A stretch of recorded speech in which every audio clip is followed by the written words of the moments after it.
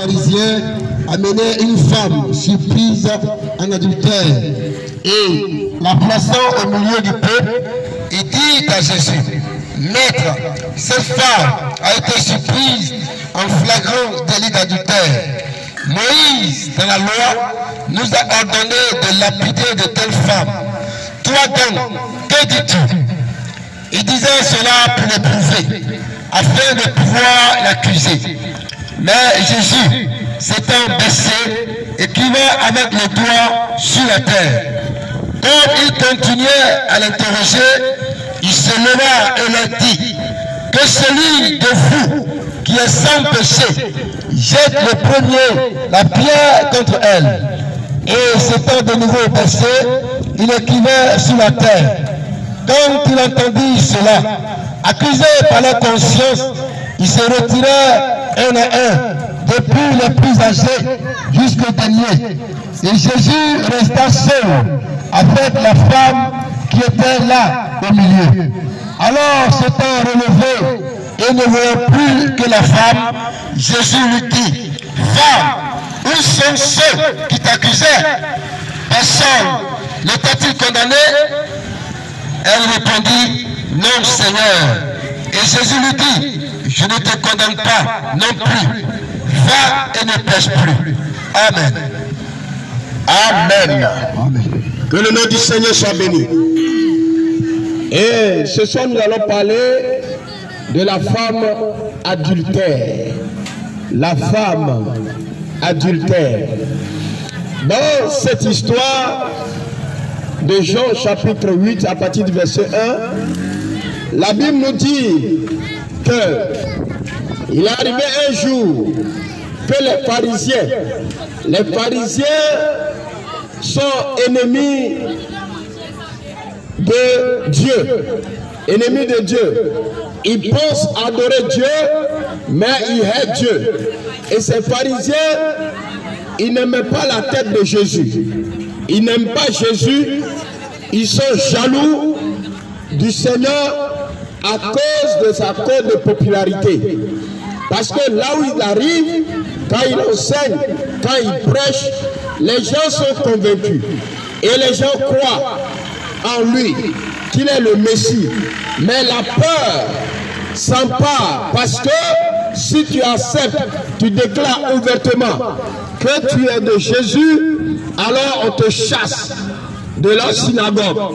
De peur d'être chassé, les hommes sont obligés de ne pas dire clairement, de ne pas déclarer leur position. Et voici un jour, les pharisiens cherchaient à accuser Jésus. Ils cherchent des moyens pour l'accuser. Et la Bible nous dit que Jésus était dans le temple en train d'enseigner le peuple. Et voici les pharisiens vont amener une femme. Une femme qu'ils disent l'avoir attrapée en franglant des riz d'adultère. C'est-à-dire, la femme, on l'a attrapée, comme on dit, la main dans le sac. Elle était avec un homme en train de commettre ce péché d'adultère et on l'a pris. Et on a mené la femme devant le Seigneur. Et on a demandé, Seigneur, Moïse nous a dit, dans le livre de la loi, Moïse a dit, une telle femme, il faut qu'on la lapide et qu'elle meure. Alors, qu'est-ce que toi tu dis? Et la Bible nous dit clairement, il parlait dans le but de l'accuser, d'accuser Jésus. Alléluia. Amen. Et Jésus, les ayant écoutés, a essayé de baisser la tête et il est en train de crier sur le sol.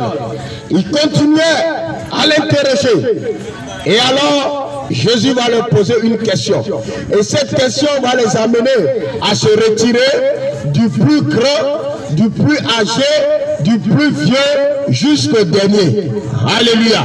Amen. Alors ce soir, bien-aimé, je t'encourage. Jésus n'est pas venu pour condamner. Jésus n'est pas venu sur la terre pour condamner les pécheurs. Plutôt, il est venu pour libérer, pour amener les pécheurs à la vie, pour changer le comportement des pécheurs, pour dire aux pécheurs que le Seigneur t'aime, le Seigneur veut que tu changes de vie et de comportement. Alléluia. Donc Jésus a pris la décision et il est venu sur la terre à cause de nous les pécheurs. Alléluia. Parce qu'il a déclaré que tous ont péché et sont privés de la gloire de Dieu. Tous. Il n'y a pas un homme, il n'y a pas quelqu'un sur cette terre qui n'est pas pécheur, qui n'a pas péché. Jésus est venu pour sauver, pour nous sauver, pour nous délivrer de toutes nos faiblesses, de nos imperfections. Alors, il n'est pas venu à cause des justes, il est venu à cause des injustes.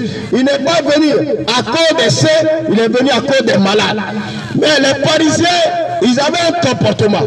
Quand quelqu'un est considéré comme pécheur, ils n'aiment pas s'approcher de la personne, ils n'aiment pas toucher la personne, parce qu'ils se disent que en touchant, en s'approchant de la personne, alors la personne va les souiller. Alléluia. Amen. Et ils sont dans leur boubou, dans leur grand habit, dans leur habit cher, et ils sont assis, et ils passent, et les hommes leur donnent les honneurs. Ils se considèrent comme les saints, les justes, les détenteurs de la parole. Mais la Bible nous dit ceci: Jésus est venu dans le but de sauver l'humanité. Alléluia. Alors nous allons reprendre et nous allons tirer des enseignements. Parce que ce soir, je veux parler que Jésus est prêt à te sauver. Tes péchés ne sont pas trop. Quel que soit tes péchés, quel que soit le nombre de personnes que tu as tuées, quel que soit ce que tu as fait comme péché sur cette terre, Jésus est venu à cause de ça. Et il attend te sauver. Il suffit seulement que tu l'acceptes et tu te détournes de tes péchés. Il n'y a pas un péché qui est plus puissant, qui est plus fort que le sang de Jésus. Alors ce soir, la bonne nouvelle est que Jésus est venu pour que tu sois sauvé, pour que tu sois délivré, pour que tes péchés te soient pardonnés. Parce qu'il n'y a pas un juste sur la terre. Tous sont péchés et sont privés de la gloire. Je ne crois pas qu'il y a quelqu'un sur cette terre ce soir qui peut lever le petit doigt pour dire qu'il n'y a pas de péché en moi. Et s'il y en a ce soir, je veux que cette personne se présente devant moi. Je vais lui poser une seule question. Mais je suis convaincu qu'il n'y en a pas. Nous sommes tous pécheurs. Et moi-même qui suis ici, le micro à main, je fais partie. Peut-être je suis le plus pécheur, je suis le plus grand que toi. Mais le Seigneur nous donne ce soir l'information qu'il est venu pour me sauver, pour te sauver. Alors, nous allons repartir pour cette histoire qui est remplie d'enseignements et qui nous donne l'espoir que nous devons revenir au Seigneur. Dieu nous a créés justes. Alléluia. Amen. Et il veut. Mais le péché est l'obstacle entre nous et Dieu. Entre Dieu et nous. Parce qu'il dit sa main n'est pas courte. Ses oreilles ne sont pas fermées, mais ce sont mes péchés, ce sont tes péchés qui l'empêchent d'accomplir des bonnes œuvres créées en toi, en Jésus, pour que tu puisses les pratiquer. Ces œuvres ne peuvent pas voir le jour à cause des péchés. Mais si tu te détournes de tes péchés, il est prêt à faire ce qu'il veut de toi. Alors, mon frère, nous allons repartir, nous allons reprendre notre écriture. Jean chapitre 8, le verset 1 au verset 11. Jésus se rendit à la montagne des Oliviers. Mais dès le matin, il alla de nouveau dans le temple. Et tout le peuple vint à lui. S'étant assis, il les enseignait. La Bible dit, tout le peuple vient à lui. Le peuple vient à Jésus dans le temple. Jésus n'a pas enseigné en cachette, mais dans le temple. Et le peuple est venu à Jésus pour être enseigné. Alléluia. Amen. Jésus est venu pour montrer la voie à suivre, pour avoir le salut. Amen. Amen. Alors les scribes et les pharisiens amenaient une femme surprise en adultère. Les scribes et les pharisiens ont amené une femme surprise en flagrant délit d'adultère. Alléluia. Amen. Et ils ont trouvé une femme adultérienne et on l'a amenée devant le Seigneur. Amen. Amen. Et la plaçant au milieu du peuple, il dit à Jésus, Maître, cette femme a été surprise en flagrant délit d'adultère. Maître, cette femme a été surprise en flagrant délit d'adultère. Moïse, dans la loi, nous a ordonné de lapider de telles femmes. Toi donc, que dis-tu? Alléluia. Amen. Moïse, dans la loi de Moïse ou bien dans la loi de Dieu donnée à Moïse, Moïse a dit qu'une telle femme doit être lapidée. Alléluia. Amen. Une telle femme doit être lapidée. Bien-aimés, je veux vous dire que Jésus n'est pas venu pour condamner, mais Jésus est venu plutôt pour sauver. Une telle femme doit être lapidée parce que cette femme a été trouvée en flagrant délit d'adultère. Alléluia. Amen. Oui, mon frère. Il disait cela pour éprouver. Il disait cela pour éprouver Jésus, Afin de pouvoir l'accuser. afin de pouvoir l'accuser. Il veut voir comment Jésus va se défendre, ou bien va dire, qu'est-ce qu'il va dire face à cette situation.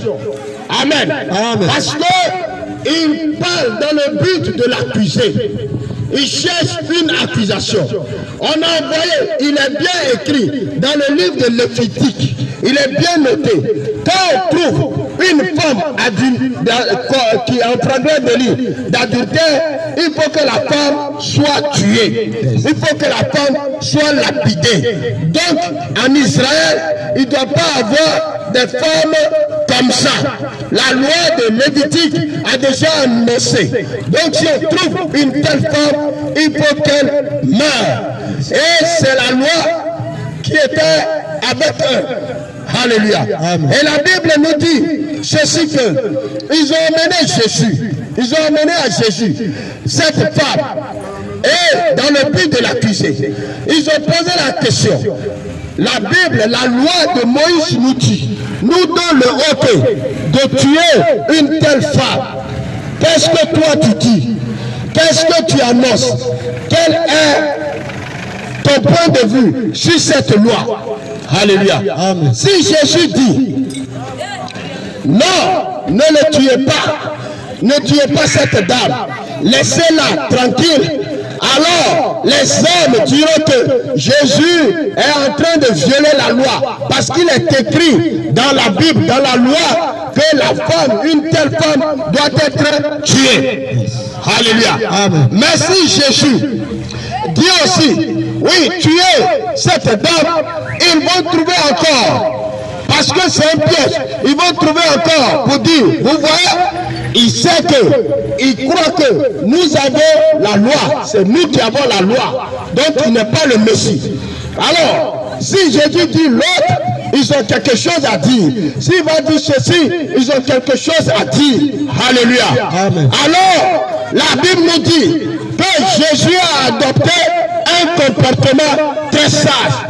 Je vais vous rappeler, la Bible déclare, Jésus a appelé la parole de Dieu. Et Jésus ne peut pas aller contre lui-même. Amen. Il ne peut pas aller contre la loi. Il ne peut pas aller contre la parole. Il ne peut pas dire le contraire. Comme il est écrit dans la Bible, alors il ne peut pas aller contre cela. Mais il y a une sagesse qui doit animer les hommes. Les hommes doivent comprendre que Jésus est venu accomplir la parole de Dieu. Alléluia. Il est venu accomplir la parole. Il est venu accomplir la volonté de Dieu. Alors qu'est-ce qu'il peut faire? Il faut qu'il leur montre la bonne foi. La Bible dit, Jésus est venu accomplir la parole. Mon frère, fais-moi la lecture. Mais Jésus s'étant baissé, écrivait avec les doigts sur la terre. La Bible dit, Jésus étant baissé, Écrivait avec les doigts sur la terre. écrivait avec le doigt Sur la terre. sur la terre. Qu'est-ce que Jésus écrivait sur la terre? C'est Jésus seul qui pouvait répondre à cela. Alléluia. Amen. Mais je suis sûr, nous sommes créés par la poussière, par la terre. Et si Jésus est en train d'écrire, Jésus est en train d'écrire quelque chose, ce qu'il est en train de noter, ce qu'il est en train d'écrire sur la terre, n'est autre chose que ce qui concernait chaque homme, chaque pharisien, chaque scribe, tous ceux qui sont venus et qui ont amené cette femme en accusation, cette femme devant Jésus. Jésus est en train d'écrire la vie de chacun. Amen. Nous devons savoir que chacun de nous a une vie très cachée. Chacun de nous a une vie cachée et que le frère qui est à côté même ne connaît pas. Mais Dieu, devant Dieu, il n'y a pas de vie cachée. Tout est découvert. Donc Jésus connaît tous ceux qui étaient devant lui. Il connaît leur comportement, il connaît leurs actions, il connaît leurs pensées, il connaît leurs dévotions. Alors, il savait que chacun a ceci, cela. Alors, voici, Jésus va commencer maintenant à écrire dans le sable, au sol, écrit dans la chair, dans l'âme de chacun, quelque chose qui concernait chaque personne qui était venue. Oui, mon frère, on y va. Quand il continuait à l'interroger, il se releva et leur dit que celui de vous qui est sans péché jette le premier la pierre contre elle. Alléluia. Amen. Voici la question. Voici pourquoi les pharisiens étaient venus. Les pharisiens étaient venus parce qu'ils ont trouvé la femme en flagrant délit d'adultère. Et ils disent que leur loi déclare une telle femme doit être lapidée.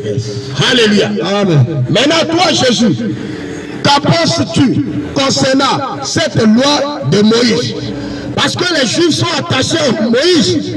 S'il dit le contraire, ils vont dire ceci. Mais la Bible déclare que la femme qui a été trouvée en flagrant délit d'adultère, et c'est le but de l'éprouver, Jésus,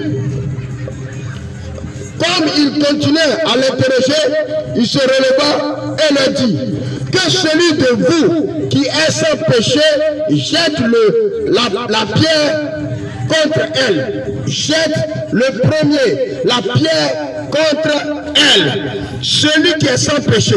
On dit la femme, ils sont venus avec une accusation propre. Flagrant délit d'adultère. Alléluia. Amen. Ils ont bien dit qu'on l'a attrapé en flagrant délit d'adultère.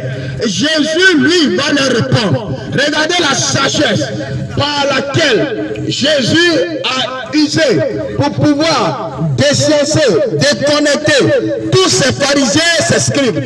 Il dit, celui parmi vous qui n'a jamais péché, qui n'a jamais commis de péché. Jésus n'a pas parlé d'adultère. Alléluia. Parce que devant Dieu, le péché, c'est péché.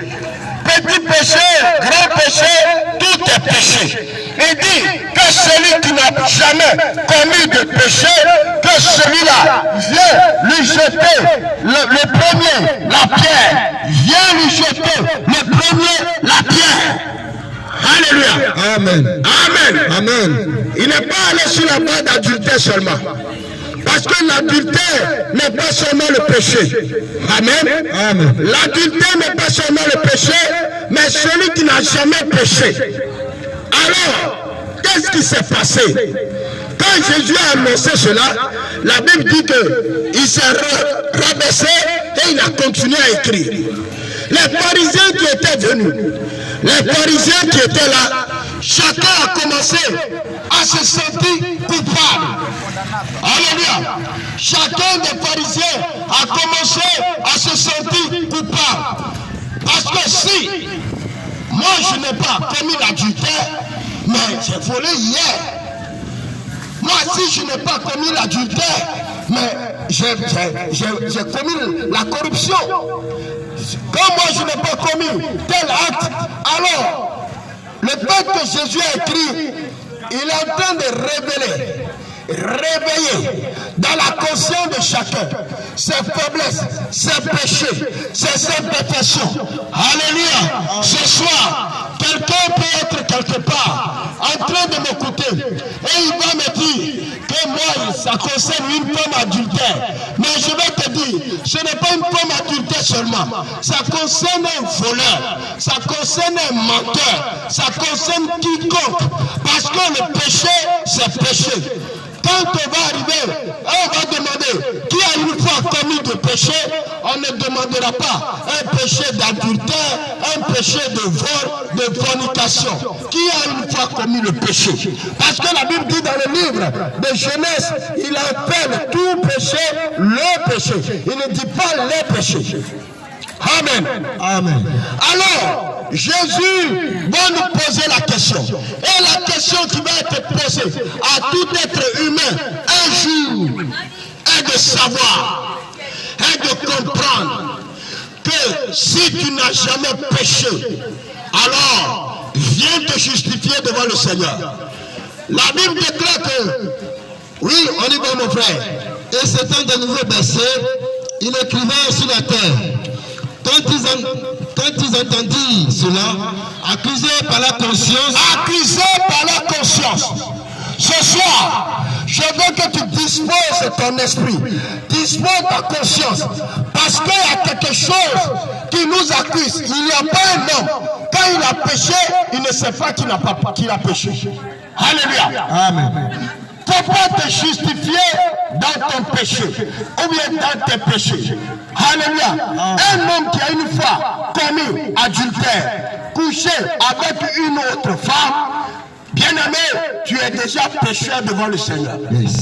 Après avoir commis une relation sexuelle en dehors de la femme qu'il a déjà commis le péché. Alléluia. Amen. Jésus dit dans sa parole, l'adultère, ce n'est pas forcément que tu allais coucher avec une femme, mais il dit, toi qui as une femme déjà à la maison, et puis tu as vu une femme dans la rue, et puis tu l'as convoitée dans ton cœur, tu as déjà commis adultère. Alors vous allez voir que tous les jours presque, il y a beaucoup d'hommes qui commettent l'adultère. Parce que quand tu as vu la femme, tu l'as appréciée, tu l'as envoyée dans ton cœur. Oh, cette femme-là, elle est belle. Vraiment, si elle pouvait être mon épouse, tu as déjà commis adultère. Aujourd'hui, nous devons savoir, le péché est tellement que, parce que comme les filles ont refusé, avant, quand le diable n'était pas un couturier, vous voyez, les femmes portaient des habits pour couvrir leur corps. Mais depuis que Satan a appris à coudre, finalement, les femmes ont cessé de s'habiller correctement.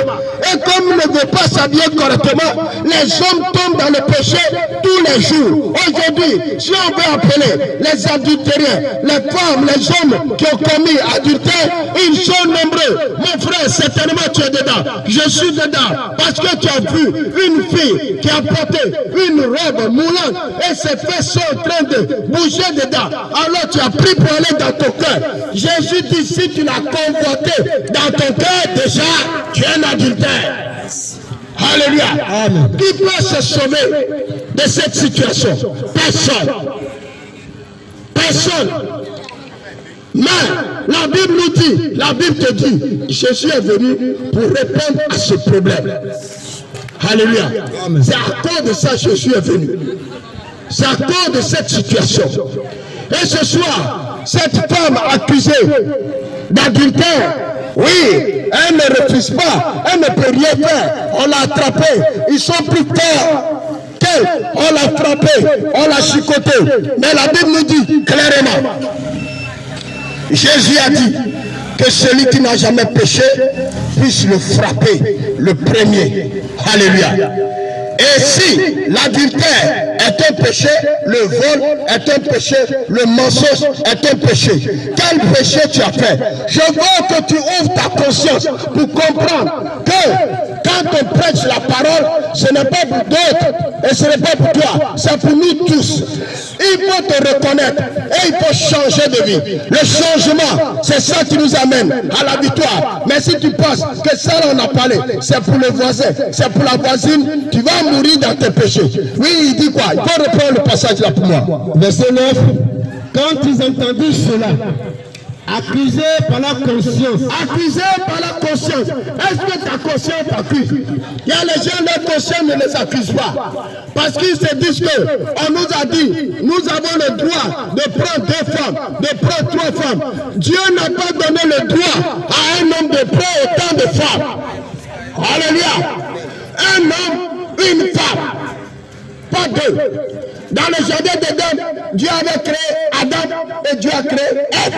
Dieu pouvait créer plusieurs Èves pour Adam, mais Dieu a créé Ève seule. Ce n'est pas aujourd'hui. C'est pourquoi, quand on a posé la question à Jésus leur avait dit, cela n'était pas au commencement. Au commencement, c'était un homme, une femme. Alléluia. Amen. Si nous retournons au commencement, c'est un homme, une femme. Donc, quiconque qui a connu une femme, une autre femme, en dehors de sa femme, bien aimé, il faut savoir que tu as commis adultère. Et je veux te dire, bien aimé, ce soir, il faut comprendre, jeune garçon, jeune fille, la Bible appelle toute fille qui a couché avec un garçon avant son mariage est appelée fille déshonorée. Déshonorée. Fille sans honneur. La fille qu'on a lui a enlevé l'honneur. Et nous voyons aujourd'hui beaucoup de filles, on leur a enlevé l'honneur. Leur honneur est ôté. Hier, regardez, nos parents, même musulmans, ils ont baissé les bras dans cette éducation. Parce que pour prendre une femme, pourquoi on couvre la tête de la femme et on l'amène dans la maison et on dit, monsieur, il faut aller avec la femme. Il y a quelque chose qu'on veut voir. Ce qu'on veut voir, si cet homme va avec la femme et le sang n'est pas coulé sur le drap, alors cette femme est une femme déshonorée. Elle est déshonorée. Le marié a le droit de reprendre sa dot et puis ce sont ces gens de filles qu'on l'applique. Il y a beaucoup de filles qui ont déshonoré leur père, qui ont déshonoré leur mère en couchant avant le mariage. Coucher avant le mariage, c'est un crime, c'est un péché. Alléluia. Amen. La Bible nous dit que Philippe, l'évangéliste Philippe, le diacre Philippe ce diacre avait 4 filles vierges dans sa maison. La Bible nous dit Marie était vierge. Alors, avoir des filles vierges à la maison, c'était l'honneur. C'était l'honneur. Mais aujourd'hui, à l'âge de 9 ans, la fille est déjà déviergée. Quelle est cette situation? Personne ne lèvera le petit doigt pour dire que je suis juste. Nous sommes tous coupables. Nous sommes tous pécheurs. Papa, tu es coupable. Maman, tu es coupable. Tu as laissé ton fils, ta fille, éduqué par la télévision, éduqué par la radio, éduqué par les journaux, éduqué par le voisin, éduqué par des films. Tu as laissé tout cela arriver. Alléluia. C'est le voisin qui éduque ton enfant. Les chrétiens ont abandonné leur éducation. Maintenant c'est la télé. Ma mère en culotte dans le salon. Le fils est en culotte. La fille est en culotte. Et on est en train de regarder un film où les gens sont à moitié nus. Écoutez, bien aimé, si tu ne sais pas, tu vas dire tu es chrétien, mais tu ne vas pas aller, Jésus viendra te trouver dans ton péché. Il faut que tu changes. Parce qu'aujourd'hui on dit, on est hier, on est civilisé. Donc on ne doit pas porter caleçon. On est civilisé. Donc maman porte culotte. On est civilisé. Donc la fille porte maintenant robe de bébé. On est civilisé. Donc maintenant on ne peut plus s'habiller. Mais les moutons continuent à s'habiller de manière décente. L'homme, changer de comportement. Alléluia. Amen. Oui, changeons de comportement. Nous devons savoir, nous sommes en train d'aller vers la dépravation. Et toi, comme ça, dans cette situation, tu vas dire, voilà le péché de l'autre. Il faut regarder d'abord tes propres péchés. Il faut regarder ta position. Il faut regarder que tu es celui-là qui est en train de commettre aussi le péché. Et si cela est possible, que tu peux être accusé par ta conscience, alors tu vas avoir une vie transformée. Jésus va te prendre. N'oublie pas, Jésus viendra chercher une église sans tache ni ride. Alléluia. Amen. Toi, jeune qui commet l'adultère, et puis tu es encore l'église en tant que responsable, en tant que ceci, il faut savoir, ta conscience doit t'accuser pour que tu changes de vie. Mon frère, on y va.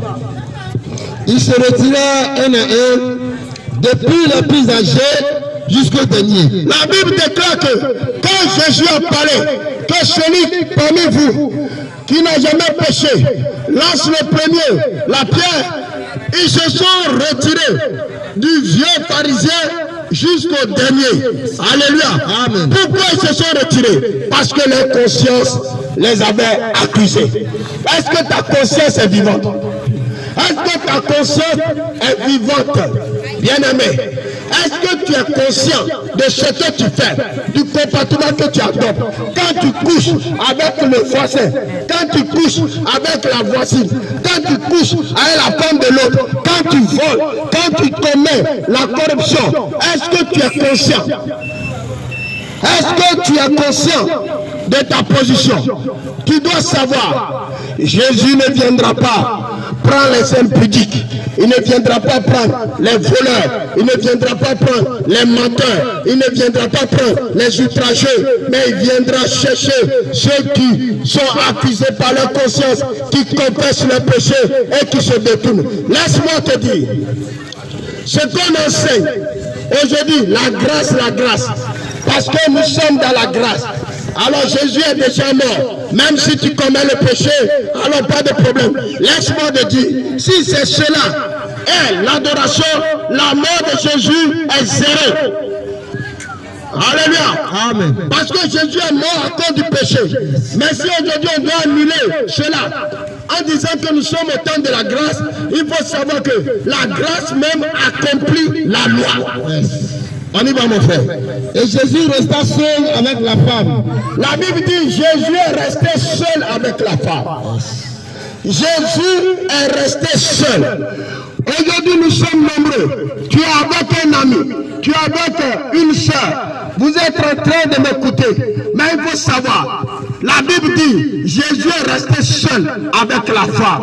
Tu dois être seul avec Jésus. En ce moment même que je suis en train de parler. Amen. Alléluia. Amen. Ton cœur, tu dois être seul. Afin que tu puisses prendre une disposition qu'il faut. Il faut rester seul. La Bible dit, Jésus est resté seul avec la femme. Si tu n'es pas seul et tu comptes sur l'autre, tu vas faire une fausse foi. C'est le moment que personnellement, tu dois rentrer en toi-même et tu vas dire, Seigneur, que voici ma position. Voici, quand la femme, on l'a jetée devant le Seigneur, elle est restée là-bas. Elle attendait seulement qu'on lui lance la pierre. Alléluia. Amen. Elle attendait, parce qu'elle connaît cette loi, elle attendait qu'on lui lance la pierre. Mais la Bible nous dit qu'elle est restée seule avec Jésus.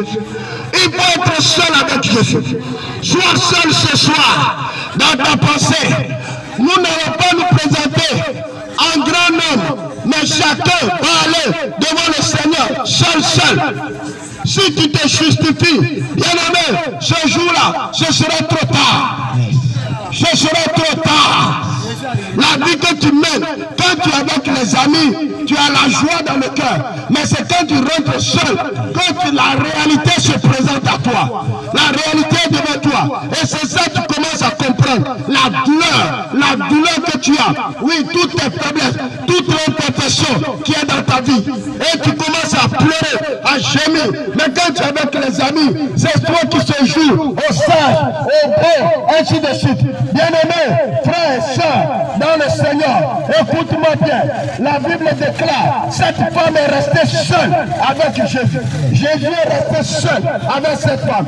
Et Jésus est en train de travailler dans le cœur de cette femme. Cette femme est en train de dire certainement, là où je suis arrivé, si Jésus veut me condamner, sa justice, sa condamnation est juste. Parce qu'elle a vu, elle a vu Jésus dans son esprit. Son esprit était ouvert, comme les esprits des pharisiens. Leur esprit est ouvert et leur conscience les a accusés. Mais cette femme aussi, son esprit est ouvert. Sa conscience est ouverte. Elle a compris qu'elle a péché. Elle a fait ce qui est mauvais. Elle a commencé à pleurer. Elle a commencé à dire pardon. Elle a certainement commencé à chercher. Oh Seigneur, aie pitié de moi. Aie pitié de moi dans ta justice.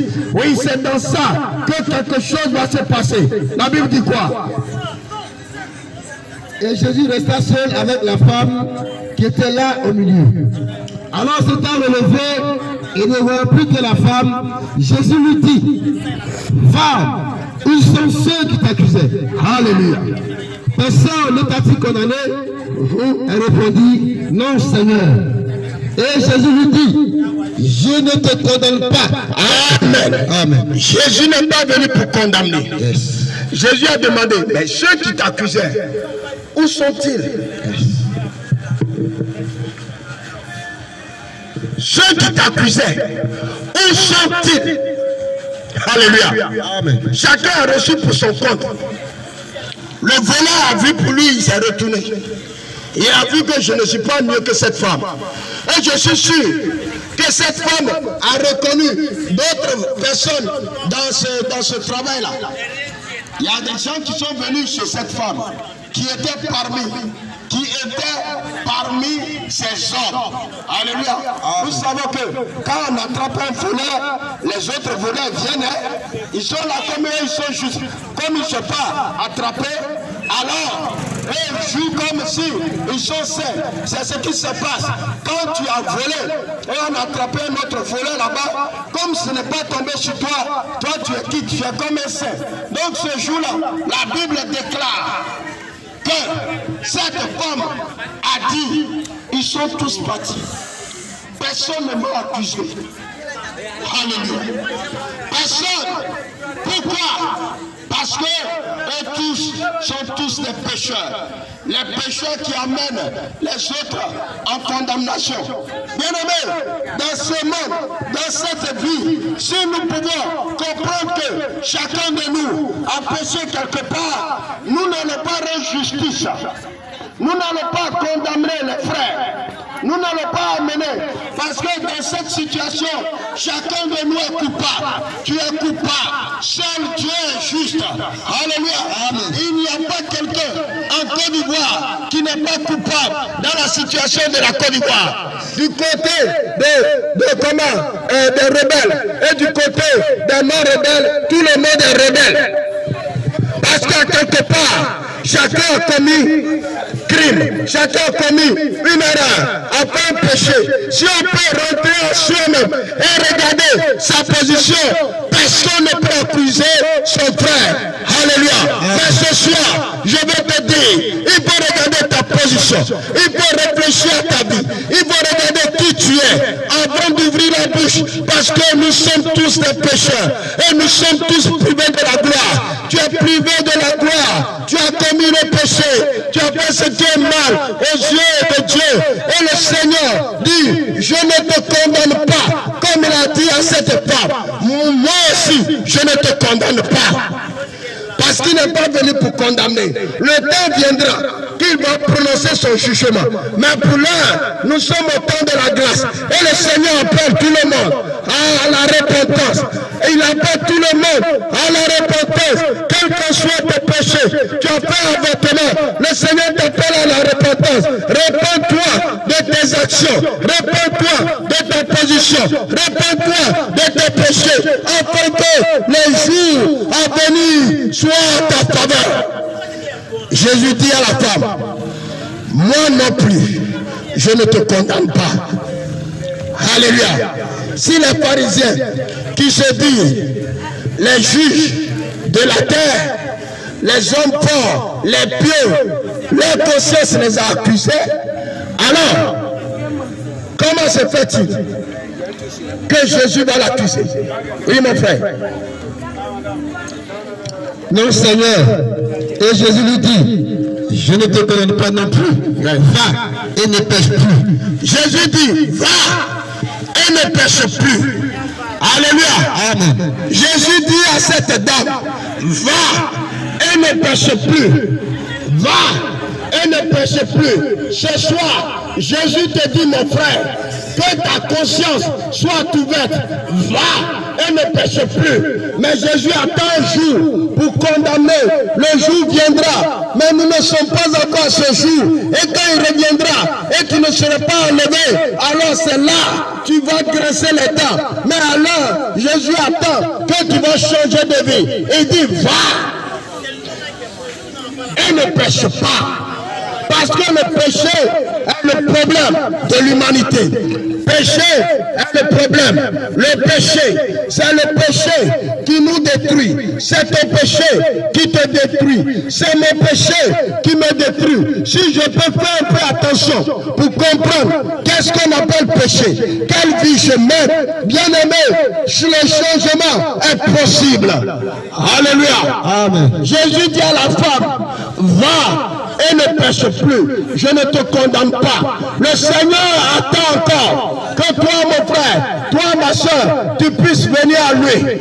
Oui, il est patient. Il t'attend. Il peut pardonner ta femme. Il y a des gens qui disent que je ne peux jamais la pardonner. Écoute-moi, dans la prière de Matthieu, chapitre 6, il est écrit, pardonne nos péchés comme nous pardonnons ceux qui nous ont offensés. Pardonne nos péchés comme nous pardonnons ceux qui nous ont offensés. Cela veut dire que tant que je retiens le péché d'un frère, je ne pardonne pas un frère, une soeur, Dieu ne me pardonnera pas. Alléluia. Amen. Dans la prière que Jésus a donné, a appris, a donné à ses disciples, il a dit, quand vous priez, vous allez dire ceci, pardonne mes péchés, dans Matthieu chapitre 6, pardonne mes péchés, pardonne mes péchés, comme nous pardonnons ceux qui nous ont offensés. Alors si quelqu'un t'a offensé, il faut pardonner la personne avant que le Seigneur te pardonne. Mais si tu retiens le péché de ton frère, tu retiens le péché de ta soeur, il faut savoir que quel qu'en soit le nombre de jours, de jeûnes que tu fais, tu ne seras pas pardonné aussi. Le Seigneur ne va pas te pardonner. Parce que quand tu pardonnes ton frère, automatiquement, le Seigneur relâche aussi tes péchés. Alléluia. Amen. Alléluia. Amen. Amen. Ne fais pas comme les pharisiens. Les pharisiens, quand leur conscience les a accusés, au lieu de venir vers Jésus pour lui demander pardon, pour dire à Seigneur, nous-mêmes nous sommes plus que pécheurs. Nous avons commis des fautes comme cette dame. Qu'est-ce qu'ils ont fait? Ils se sont retirés. Il y a beaucoup aujourd'hui qui se retirent. Il y a beaucoup aujourd'hui, au lieu d'accepter et de revenir à Jésus, ils se retirent comme ces pharisiens. Il ne faut pas te retirer. Ce qu'il faut faire plutôt, approche-toi de Jésus, confesse-lui tes péchés. Les pharisiens se sont retirés, du plus grand jusqu'au plus petit. Ils se sont retirés, mais cette femme, elle est restée. C'est le comportement que nous devons adopter. Nous devons nous approcher de Jésus. Approche-toi de Jésus. Dis-lui tes faiblesses, ce que tu n'arrives pas à faire. Jésus est prêt à prendre cela sur lui, à la croix de Golgotha. Parce que c'est lui seul qui peut te pardonner. C'est lui qui peut te condamner. S'il ne te condamne pas, tu n'es pas condamnable. S'il te pardonne, tu es pardonné. S'il te guérit, tu es guéri. S'il te sauve, tu es sauvé. S'il te libère, tu es libéré. S'il t'a détaché, tu es détaché. Alléluia. Amen. Gloire à Jésus. Amen. Je vais te dire, personne ne peut te sauver en dehors de Jésus. Personne. Aucune religion ne sauve. Il n'y a pas un leader religieux qui peut te sauver, qui peut pardonner tes péchés. Il n'y a pas un leader religieux.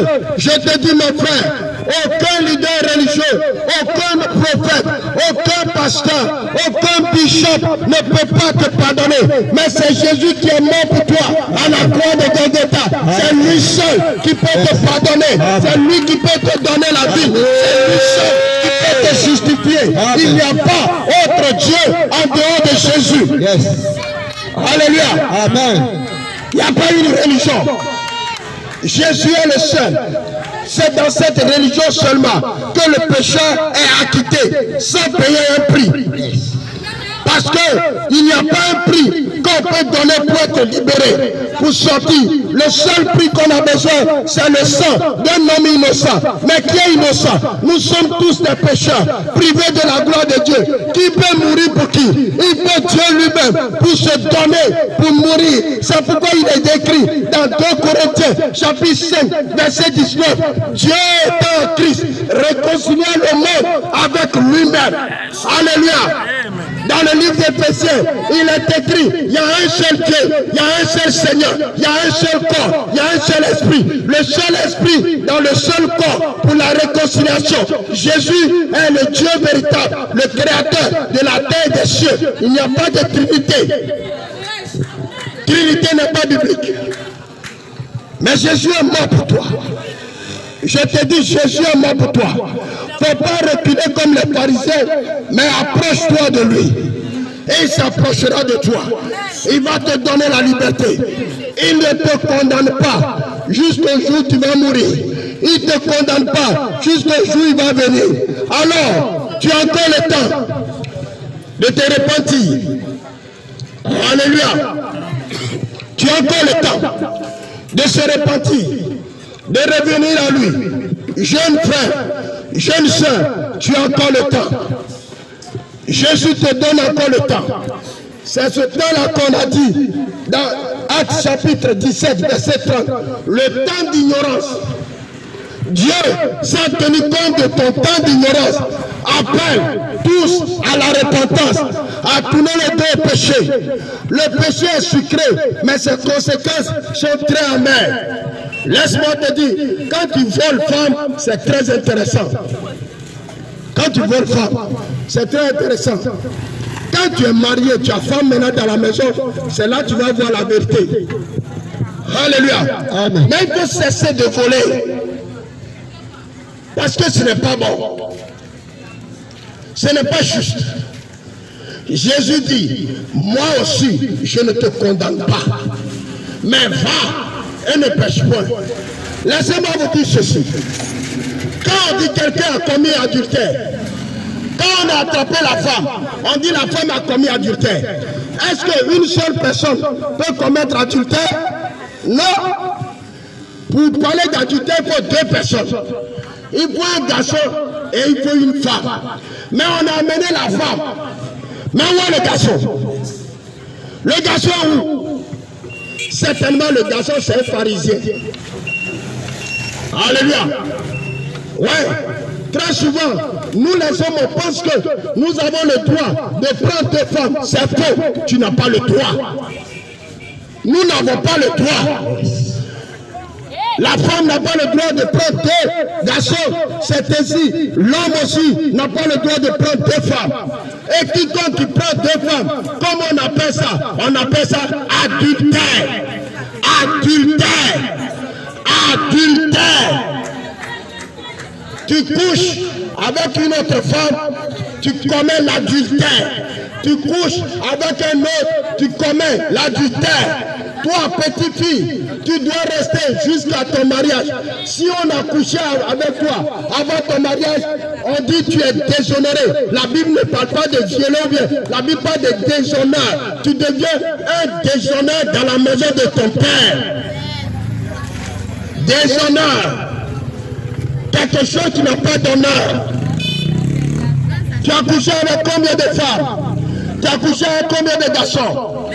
Toute fois que tu vas avec une femme, une fille vierge, la Bible déclare, quand ce sang verse, ce sang de la pureté verse, ça devient une alliance. Plusieurs ne savent pas. Il y a combien de garçons qui ont couché avec toi? C'est un péché. C'est ce qui fait que tu vas faire des enfants. Il y a un parmi tes enfants qui est tellement toqué. Parce que quoi? Tu as ramassé tous les péchés de ces femmes et c'est lui seul qui développe ça. Lui n'écoute rien. On se demande même, l'enfant même ressemble à qui? Il ressemble à toutes les nombreuses femmes avec qui tu as couché là.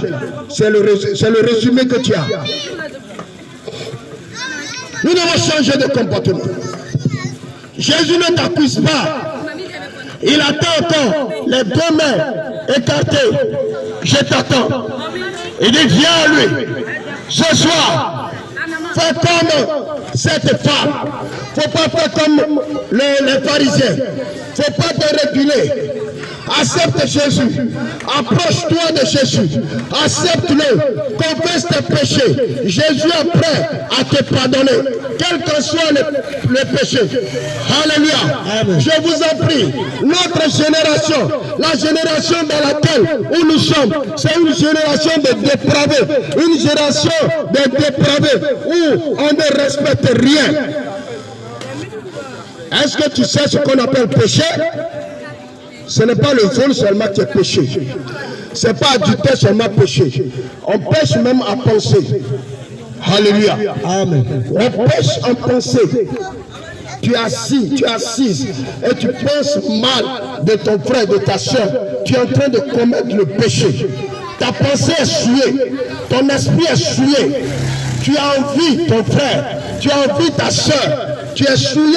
Et quand tu es dans cette position, tu ne verras pas le Seigneur. Laissez-moi vous dire, tout ce qu'on peut te promettre, tu vas avoir l'argent, tu vas te marier, tu vas avoir voiture, tu vas avoir des maisons.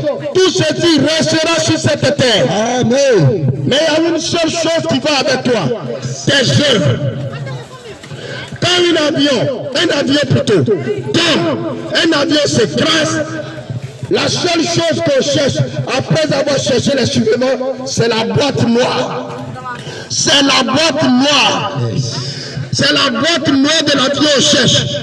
Et qu'est-ce que la boîte noire dit? La boîte noire révèle ce qui était la cause du crash, de l'accident. L'homme aussi a une boîte noire. Et ta boîte noire, c'est ton âme. Tout ce que nous vivons sur cette terre est écrit dans notre âme, est écrit dans ton âme. C'est pourquoi la Bible déclare que leur âme, leur conscience les a accusés. Ta conscience t'accuse, mais tu ne peux pas revenir. Ce jour-là, ta boîte noire va dire tout ce que tu as vécu depuis ta naissance. Mais la seule manière pour que ta boîte noire ne puisse pas t'accuser, il faut que tu acceptes Jésus. Et le sang de Jésus peut formater la boîte noire, comme ta carte mémoire. Alléluia. Le sang de Jésus seul peut nettoyer ta boîte noire. Et si tu n'as pas Jésus comme ton sauveur personnel, il faut savoir que tes péchés sont toujours présents. Tes péchés sont encore sur toi. Mais ce soir, Jésus ne te condamne pas. Jésus dit, reviens, viens à lui, tout ton regard vers lui, accepte-le comme ton sauveur personnel. Accepte Jésus comme ton sauveur personnel. Je ne vais pas te prêcher. Tu vas voyager. Pour aller où? Alors là, on te donne visa. Est-ce que tu peux aller en France? Jamais. Alors là, on te donne visa. Est-ce que tu peux aller aux États-Unis? Jamais. Tous les avions sont troués là-bas. Alléluia. Amen. On t'a prêché. Tu seras un grand commerçant. Tu seras ceci. Voilà les situations qui sont là. Mais il y a quelque chose que chacun de nous a fait dans sa maison, dans sa chambre. C'est de considérer ses voies. Est-ce que si Jésus vient aujourd'hui, est-ce que je vais être sauvé? Est-ce que tu seras dedans? Amen. Il ne s'agit pas d'aller chauffer les bancs, d'aller chauffer les chaises, mais ce qu'il faut faire, il faut avoir une relation avec Jésus. Il faut connaître Jésus. Il faut que Jésus puisse te connaître. C'est pourquoi ce soir, je t'appelle à la repentance. Je t'appelle à la repentance parce qu'il est écrit, repentez-vous et convertissez. Repentez-vous et convertissez. Quand on dit convertir, c'est de quitter une étape pour aller à une autre étape. Quand tu quittes le Ghana pour venir en Côte d'Ivoire, quand tu arrives à la frontière, les Syriens là, tu les changes en CFA. Alléluia. Ça c'est converti ça. Tu les changes en CFA. Quand tu quittes la Côte d'Ivoire pour aller au Ghana, tu changes le CFA en Syrie pour pouvoir bien dépenser. Mais supposons que dans ces CFA là, ou bien dans ces Syries là, il y a un billet qui est à moitié CFA et à moitié Syrie. Où tu vas bouffer cela? Dans quel pays? Ghana ne va pas prendre. Côte d'Ivoire ne va pas prendre. Et il y a des chrétiens à moitié CFA et à moitié Syrie. Ils ne sont pas convertis en CFA, ils ne sont pas convertis aussi en Syrie. Le Seigneur t'appelle. Il faut être bien lavé, purifié pour avoir le salut. C'est pourquoi ce soir, écoute-moi bien-aimé, frères et sœurs dans le Seigneur. Jésus t'appelle. Jésus t'invite. Accepte Jésus. Il ne faut pas aller à l'église seulement. Ce n'est pas que ton nom est écrit dans un cahier, dans ton église, que tu es chrétien. Non. Ta relation, cette femme, elle a été accusée, mais sa relation, sa repentance a fait que le Seigneur a dit, moi aussi, je ne te condamne plus et je te pardonne. Alors va et ne pêche plus. Je vais ce soir te dire, merci de m'avoir écouté. Merci d'avoir écouté la parole de Dieu. Mais cesse que ta conscience te parle cette nuit. Mon frère, ma soeur, toi qui m'as écouté, que ta conscience te parle. Reviens à Jésus. Reviens à Jésus. Il est le seul capable de sauver. À part lui, pas de sauveur. Il n'y a pas de sauveur. Acte chapitre 4, verset 12. Pas de sauveur. Il est le seul médiateur. Il est le seul qui purifie. Et son sang, c'est le prix qu'il a donné pour que tu sois sauvé. Accepte-le. Que le Seigneur te bénisse ce soir. Ne sois pas un chrétien païen dans les églises. Sois un véritable chrétien qui a changé de vie et qui ne commet plus. Va devant le Seigneur. Demande au Seigneur, pardonne-moi de mes péchés. Alléluia. Amen. Alors ce soir, nous allons prier. Je veux que tu tournes ton cœur vers moi. Que tu tournes ta pensée vers moi. Et là où tu es, tu vas prier pour toi-même. Tu vas prier pour toi-même. Tu vas demander pardon à Dieu pour tes nombreux péchés. Tes péchés ne sont pas trop nombreux. Il peut les effacer. Et tu vas prier le Seigneur. Seigneur mon Dieu et mon roi, ce soir, je remets ma vie en tes mains. Je suis pécheur. Et je reconnais avoir péché contre toi. J'ai fait ce qui est mal à tes yeux. Mais ta parole déclare, ceux qui viennent à toi et qui se soumettent à toi, tu les pardonnes et tu les acquittes. Comme cette femme adultère, comme cette femme qu'on a amenée devant toi. Je veux que ce soir, tu tournes ta face vers mes frères, mes soeurs et vers moi. Pardonne-moi les péchés. Pardonne-nous tout ce que nous avons fait. Pardonne-nous toute situation dans laquelle nous sommes, Seigneur, impliqués.